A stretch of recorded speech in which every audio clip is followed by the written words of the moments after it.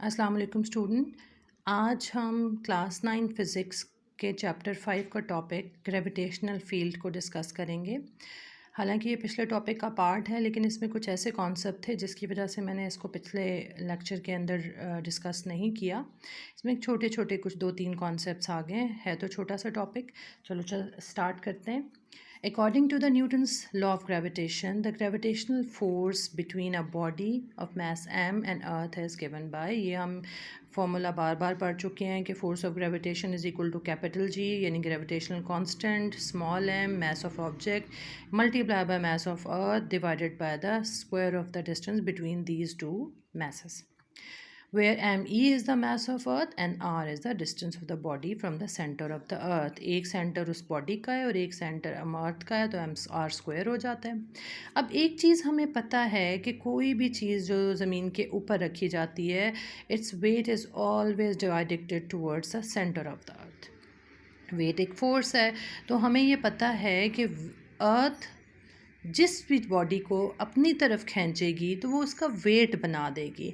इसीलिए बच्चों, आपने फील किया होगा, आपने देखा होगा कि जो चीज़ें मून पे चली जाती हैं या अर्थ की लिमिट से निकल जाती हैं, दूर वैक्यूम के अंदर किसी जगह पर स्पेस में मौजूद होती हैं, तो उनका वेट कम फील होता है। अब मैं अपनी क्लास में बच्चों को यहाँ साथियों देखें बच्चों कि आप अपने गुर्दे फेफड़े जिगर तो कुछ फेंक के तो नहीं जा रहे होते, आप लेके तो अपनी पूरी बॉडी जा रहे होते हैं, तो फिर आप ज़मीन पर तो आप वेट और फील कर रहे हैं, आप उधर जाके वेटलेसनेस क्यों फील करते हैं?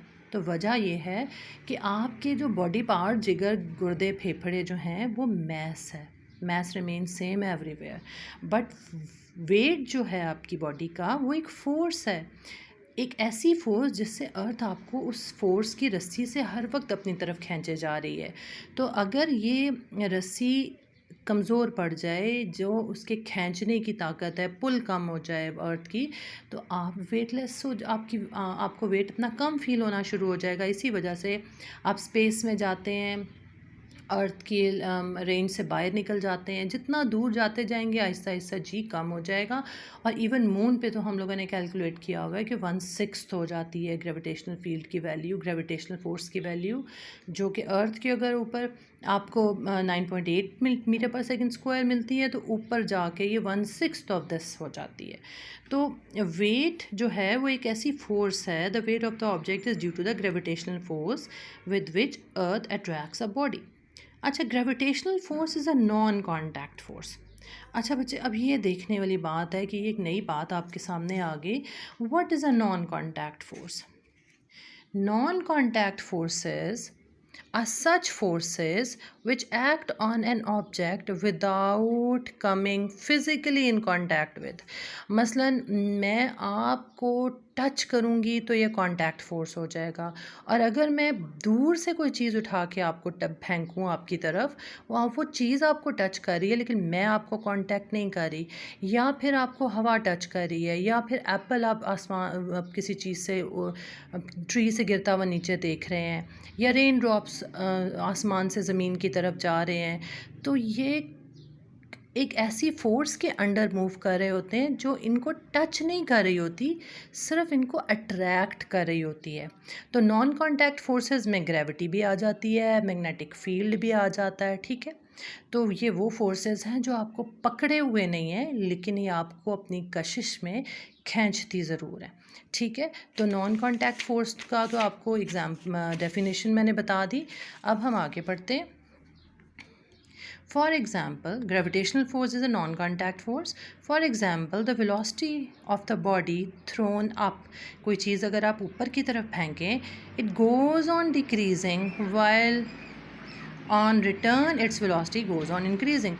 अब सोचने की बात है, अगर कोई फोर्स नहीं है, क्योंकि नज़र कुछ नहीं आ रहा ना, तो कोई चीज़ हम ऊपर फेंकते हैं तो वो सेम वेलोसिटी से ऊपर चली ही क्यों नहीं जाती, वो आहिस्ता आहिस्ता आहिस्ता स्लो होती जाती है और मैक्सिमम एक हाइट पे जाकर उसकी वेलोसिटी ज़ीरो हो जाती है, और उसके बाद वो वापसी का सफ़र शुरू करती है। वो zero velocity Aahista Aahista improve तेज़ होना, ज़्यादा होना शुरू हो जाती है। By the time it will reach near the surface of the अर्थ ये मैक्सिमम हो जाती है, ठीक है। लेकिन जब टच करके मूव इसकी काइनेटिक एनर्जी ज़ीरो हो जाएगी तो फिर वो पोटेंशियल में कन्वर्ट हो जाएगी, दैट इज़ अनदर टॉपिक। तो हम ये देख रहे थे कि क्यों वेलोसिटी कम होती है, कौन इसको पकड़ रहा होता है। वो एक नॉन कांटेक्ट फोर्स है जो इसकी वेलोसिटी को पकड़े जा रही है, रेजिस्ट कर रही है इसको ऊपर मूव करने में, इसको स्लो डाउन करती है, और जब इसकी पूरी तरह से इस पर काबू पा लेती है तो इसकी वेलोसिटी ज़ीरो हो जाती है।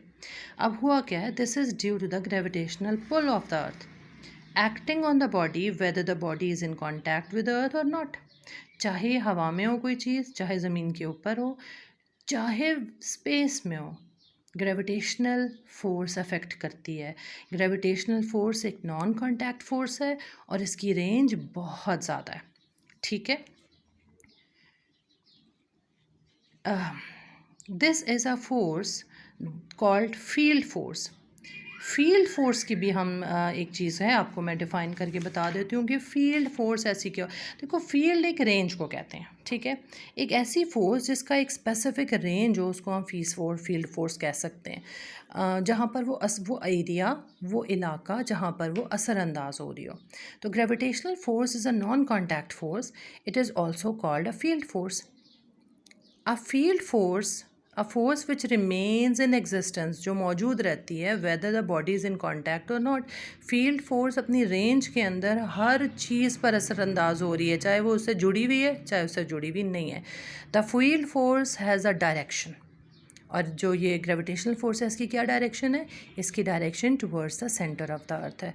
It is direct towards the centre of the earth. It decreases at the distance increases, ठीक है। जैसे जैसे हम दूर जाएंगे डिक्रीज तो ये हो जाएगी, हाँ, एक इन्फिनिटी पे जाकर, एक बहुत दूर एक पॉइंट पे ऐसे हम सपोज करते हैं कि वहाँ पे ये ज़ीरो हो जाएगी, लेकिन वो इतनी ज़्यादा रेंज है कि वहाँ तक अभी हमने सिर्फ को हाइपोथेटिकल सोचा है, कैलकुलेट कर सकते हैं पेपर के ऊपर और सब कुछ, तो वो काफ़ी बड़ी रेंज आ जाती है।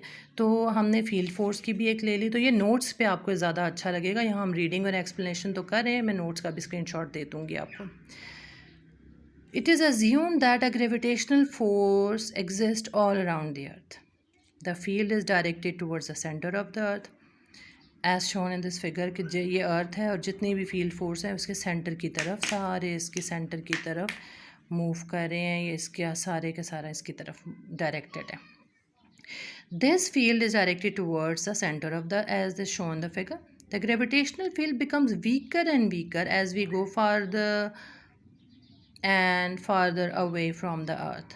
आगे एक और बात आ रही है, इन द ग्रेविटेशनल फील्ड, यानी इस एरिया, इस रेंज में जिसके अंदर ग्रेविटेशनल फील्ड अफेक्ट करता है, the gravitational force per unit mass के हर यूनिट एरिया में, मैस के हर यूनिट एरिया में जो ग्रेविटेशनल फील्ड अफेक्ट कर रहा है उसको ग्रेविटेशनल फील्ड स्ट्रेंथ कहते हैं, ठीक है, उसको ग्रेविटेशनल फील्ड स्ट्रेंथ कहते हैं।